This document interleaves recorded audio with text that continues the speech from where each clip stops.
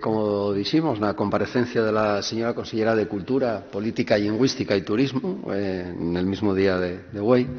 el sector turístico afronta en este momento nuevos retos y fondos cambios que requieren una visión y la adopción de fórmulas novedosas para su reactivación en Asturias.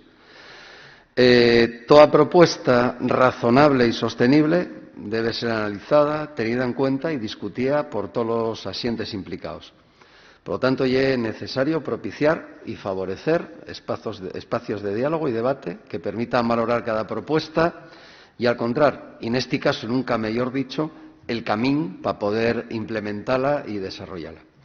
Siempre que las propuestas preserven el patrimonio natural, histórico y cultural de Asturias, contribuyan a asfixiar población en nuestros pueblos,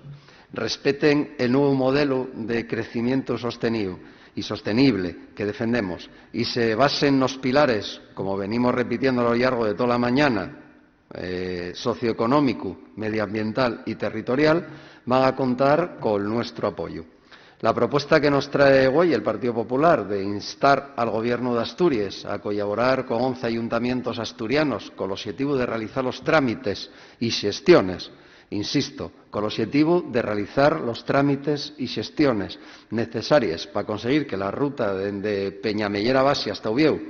pasando por Coadonga, sea reconocida como una de las rutas oficiales del Camino de Santiago, el so paso por Asturias,